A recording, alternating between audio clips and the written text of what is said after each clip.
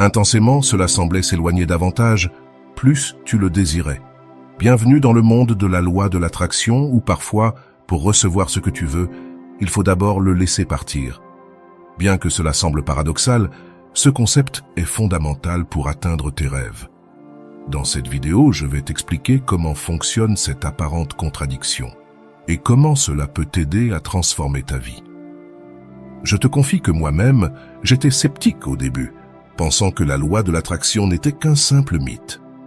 Mais lorsque j'ai appris à l'appliquer correctement, tout a pris un tournant positif. Aujourd'hui, je vais te raconter comment je l'ai fait et, à la fin de la vidéo, je partagerai des techniques soutenues par la science qui m'ont aidé à manifester mes désirs. Si tu trouves de la valeur dans ce type de contenu, n'oublie pas de t'abonner et d'activer les notifications pour rester toujours informé. Commençons. As-tu entendu dire que tes pensées créent ta réalité? Bien que cela semble n'être qu'une phrase inspirante, de plus en plus d'études scientifiques soutiennent cette idée, suggérant que nos pensées et nos émotions ont le pouvoir d'influencer nos expériences. Alors, plongeons dans la science derrière la loi de l'attraction. Tout d'abord, le pouvoir de la pensée positive. Une étude de l'Université de Californie a montré que les personnes optimistes ont 76% plus de chances d'atteindre un bien-être supérieur. Cela ne semble pas être une coïncidence. Nos pensées agissent comme des aimants qui attirent des expériences similaires. Mais attention, il ne s'agit pas de penser uniquement à des choses agréables toute la journée. Ici entre en jeu le concept d'attraction, où nos émotions agissent comme une fréquence que l'univers semble renvoyer sous forme d'expérience. Au niveau personnel, chaque mois, j'écris mes objectifs sur un tableau et j'ai remarqué que, durant les mois où je note mes objectifs, je les atteins plus fréquemment.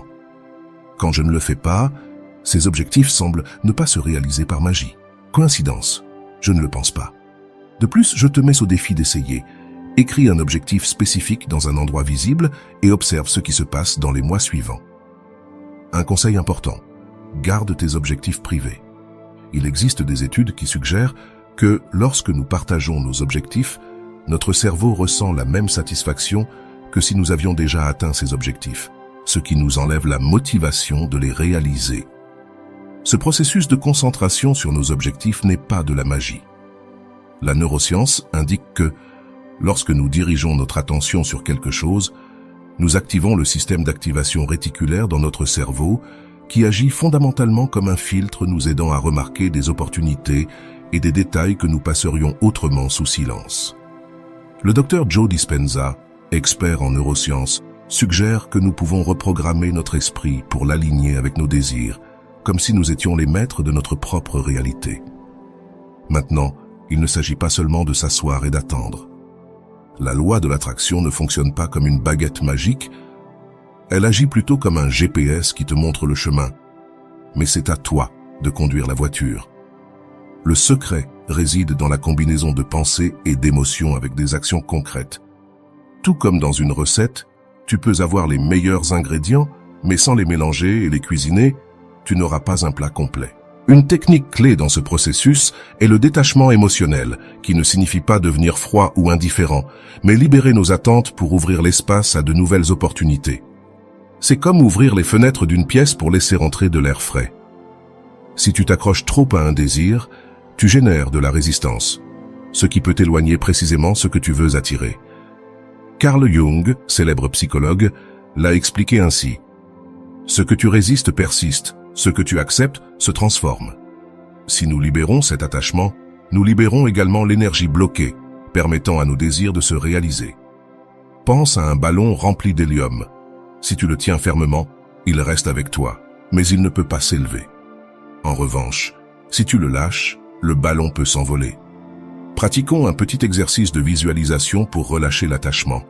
Ferme les yeux et respire profondément. Imagine que tu tiens un papillon dans tes mains.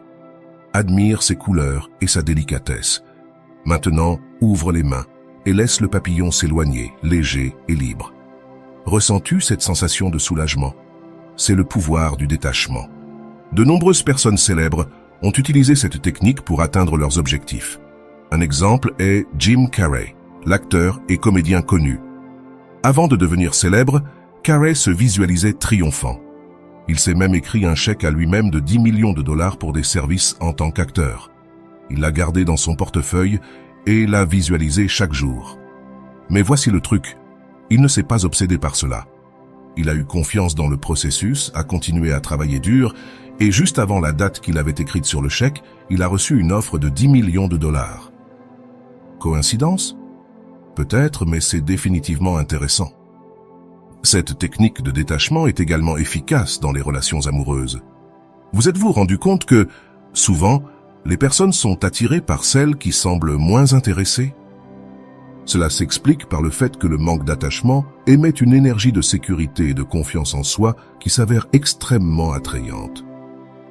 Comme l'a dit un jour Marilyn Monroe, « Si tu ne peux pas me gérer dans mon pire moment, alors tu ne me mérites pas dans mon meilleur moment. » En d'autres termes, lorsque vous ne vous accrochez pas désespérément à quelqu'un, vous projetez de la sécurité et de l'estime de soi, ce qui vous rend plus attirant.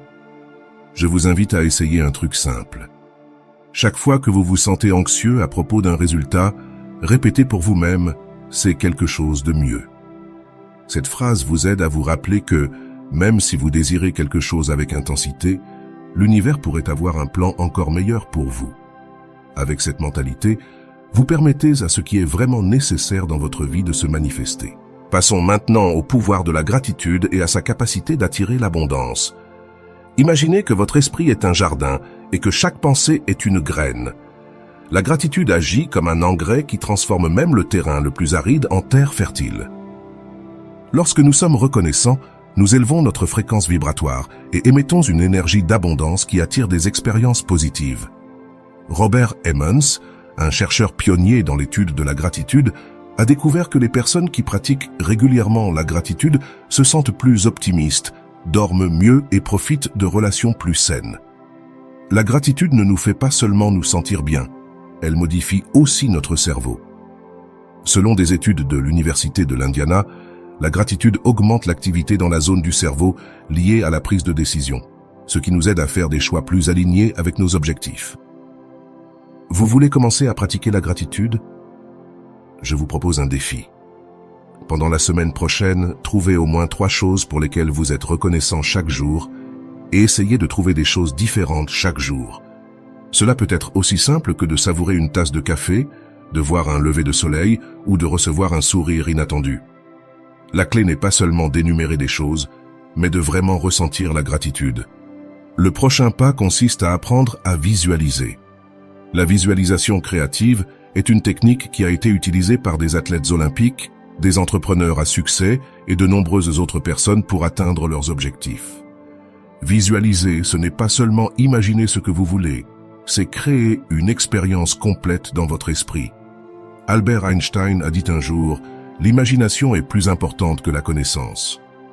Lorsque nous visualisons en détail, notre cerveau réagit comme si nous vivions vraiment cela. Si vous souhaitez essayer la visualisation créative, suivez ces étapes. Trouvez un endroit calme, détendez-vous et commencez à imaginer votre objectif. Ne vous contentez pas de visualiser l'accomplissement, expérimentez l'émotion de l'avoir atteint. Ressentez la satisfaction et la joie d'avoir atteint ce but et pratiquez régulièrement la visualisation. Cela vous aide non seulement à rester concentré, mais réduit également le stress et améliore votre humeur. Enfin, parlons de la façon d'aligner nos actions avec nos intentions. Avoir des pensées est important, mais sans action, ces pensées ne restent que des idées. Imaginez que vous souhaitez améliorer votre santé. Il ne suffit pas de le visualiser. Vous devez agir. Inscrivez-vous à la salle de sport, achetez des aliments sains et commencez à vous comporter comme une personne qui prend soin de sa santé. Un bon exemple est le nageur olympique Michael Phelps, qui utilisait la visualisation comme partie de son entraînement mental en imaginant chaque course en détail. Cela ne lui a pas seulement donné confiance, mais l'a aussi préparé mentalement au succès. La clé est d'agir comme si vous étiez déjà la personne que vous souhaitez être. Vos actions renforceront vos pensées et augmenteront votre conviction que vous pouvez y arriver. Enfin, rappelez-vous que les obstacles font aussi partie du processus. Lorsque vous vous approchez de vos objectifs, des difficultés peuvent parfois survenir et sembler être des épreuves. Richard Branson, l'entrepreneur, disait « Les obstacles ne sont que des opportunités déguisées. Chaque défi est une occasion de grandir. » La prochaine fois que vous ferez face à une difficulté, changez votre perspective et demandez-vous « Que puis-je apprendre de cela ?» Le pardon est un autre outil essentiel. Imaginez que vos émotions sont comme un fleuve et que le ressentiment représente des rochers qui bloquent le flux. Pardonner aux autres et même à soi-même libère cette énergie et vous permet d'avancer vers vos objectifs. Ce n'est pas seulement un cadeau pour les autres, c'est un acte de libération personnelle. En résumé, la loi de l'attraction n'est pas de la magie. C'est un outil qui nous aide à concentrer nos énergies et nos actions sur nos objectifs. Chaque pensée, chaque mot et chaque action sont des graines que vous semez dans votre réalité. Cultivez des pensées alignées avec vos objectifs. Comme le disait Emerson, j'attire l'abondance. Partagez cela avec d'autres pour qu'ils puissent aussi bénéficier de ces connaissances. Nous nous retrouvons dans la prochaine vidéo où nous continuerons à explorer le pouvoir de l'esprit et comment manifester une vie pleine et significative. Un fort câlin.